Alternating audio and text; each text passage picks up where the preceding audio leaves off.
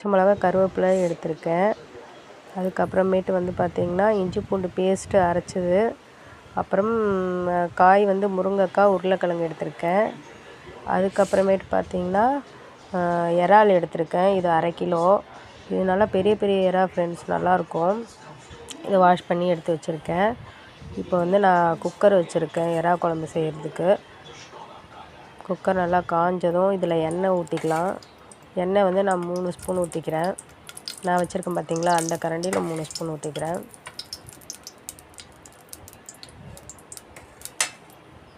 எண்ணெய் நல்லா காயணும். எண்ணெய் நல்லா காஞ்ச பிறகு கடுகு சேர்த்துக்கிறேன். கடுகு நல்லா இந்த மாதிரி வெடித்து வரணும். அதுக்கப்புறமேட்டு வந்து நான் வந்து சீரகம் சேர்த்துக்கிறேன் கொஞ்சமாக. சீரகமும் நல்லா பொரியணும் ஃப்ரெண்ட்ஸ்.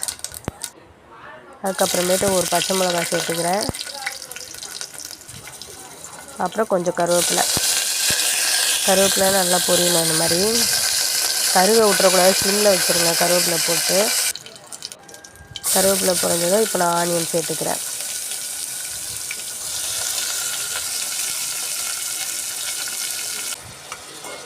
ஆனியன் எல்லாத்தையும் சேர்த்தாச்சு ஃப்ரெண்ட்ஸ். இப்போ எல்லாத்தையும் வதக்கிக்கலாம் நல்லா.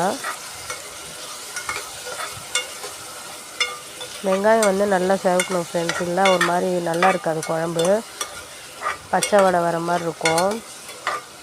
வெங்காயம் எந்த அளவுக்கு நல்லா குழம்புக்கு வந்து நல்லா வெங்காயம் வந்து நல்லா வதங்கணும். அப்போ தான் குழம்பு டேஸ்ட்டாக இருக்கும். இதோ பார்த்திங்களா, இந்த மாதிரி ப்ரௌனிஷாக வரணும். அந்த அளவுக்கு நல்லா வதக்கிக்கலாம். இப்போ வதங்கின உடனே நான் இஞ்சி பூண்டு பேஸ்ட்டு சேர்த்துக்கிறேன். 2 ஸ்பூன் சேர்த்துக்கிறேன்.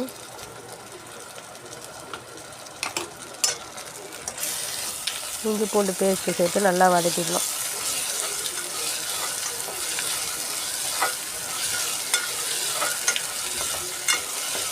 கொஞ்சம் சிம்மில் வச்சுக்கோங்க, இல்லை கருகிடும். இஞ்சி பூண்டு பேஸ்ட்டு சேர்த்து பாருங்களா, நல்லா வதங்குது அந்த எண்ணெயில். இந்த ஸ்டேஜில் நம்ம வந்து தக்காளி சேர்த்துக்கலாம். தக்காளி சேர்த்துட்டு நல்லா கிளறி விடணும்.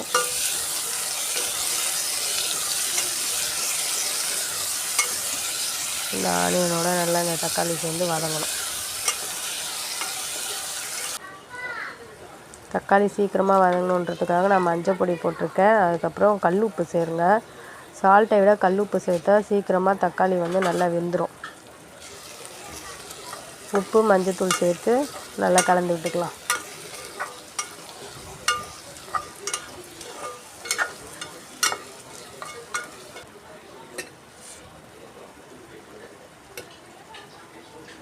அதுக்கப்புறமேட்டு இப்போ நான் வந்து வீட்டில் அரைச்ச குழம்பு மிளகாத்தூள் சேர்த்துக்கிறேன் 2 ஸ்பூனு. உங்கள்கிட்ட இல்லை அப்படின்னா நீங்கள் தனியாக தனியாத்தூள், தனி மிளகாத்தூள் இருக்கும்ல, அது 2த்தையும் கூட சேர்த்துக்கலாம். அதுக்கப்புறம் நான் கொஞ்சமாக சீரகத்தூள் சேர்த்துக்கிறேன். இது 2த்தையும் நல்லா சேர்த்துட்டு நல்லா வதக்கிக்கலாம். மசாலா நல்லா அந்த எண்ணெயில் வதங்கணும். இதுக்கப்புறமேட்டு நம்ம நறுக்கி வச்சுருக்கோம் பார்த்திங்களா, உருளைக்கிழங்கு முருங்கைக்காய், அதை போட்டு நல்லா கிளறி விட்டுக்கலாம் மசாலாவோட.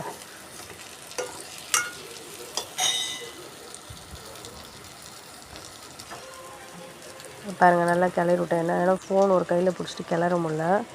அப்புறம் நல்லா கிளறிட்டு இப்போ நான் தண்ணி ஆட் பண்ணிக்கிறேன்.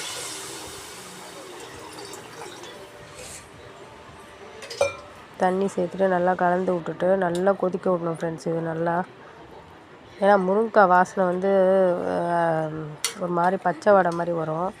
அதனால் நம்ம என்ன பண்ணலாம், நல்லா வேக விட்டுடணும். பார்த்திங்களா, சலன்னு நல்லா கொதிக்குதுல்ல. இந்த மாதிரி கொதியிலேயே அந்த உருளைக்கிழங்கும் முருங்கைக்காவும் சீக்கிரமாக வெந்துடும். நான் வந்து புளி கொஞ்சம் ஊற வச்சுருக்கேன், ஒரு எலுமிச்சங்காய் சைஸு. அதை நம்ம கரைச்சி எடுத்துக்குவோம். ஓரளவுக்கு வந்துருச்சு, பாதி ஸ்டேஜ்.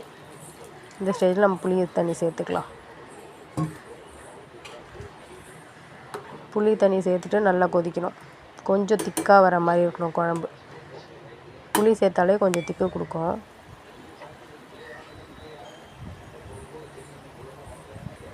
பாருங்கள், புளி சேர்த்துட்டு நல்லா கொதித்து வருதுங்களா. இந்த ஸ்டேஜில் நம்ம இறா போட்டுக்கலாம். ஏன்னா இறா வந்து சீக்கிரமாக வெந்துடும். நம்மளுக்கு காய் வேகிறதுக்கு தான் டைம் எடுக்கும். அதனால் வந்து இதெல்லாம் சேர்த்துட்ட பிறகு ஃபைனலாக நம்ம வந்து இறால் சேர்த்துக்கலாம். இறால் சேர்த்து நல்லா ஒரு 10 நிமிஷம் கொதிக்க விட்டாலே இறால் நல்லா வெந்துடும், அப்படியே நல்லா சுருண்டு வந்துடும். இப்போ தான் சேர்த்துருக்கோம், கொஞ்சம் நேரம் கழித்து பார்க்கலாம். இருங்க, இப்போ பார்த்தீங்களா நல்லா குழம்பு கொதிக்குது.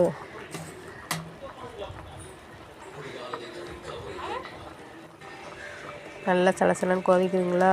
அதுக்கப்புறம் நம்ம வந்து தேங்காய் சேர்த்துக்கலாம், கொஞ்சமாக தேங்காய் சேர்த்துக்கலாம். தேங்காய் அரைச்சி ஊற்றுறது நம்மளுக்கு வந்து ஆப்ஷனல் தான்.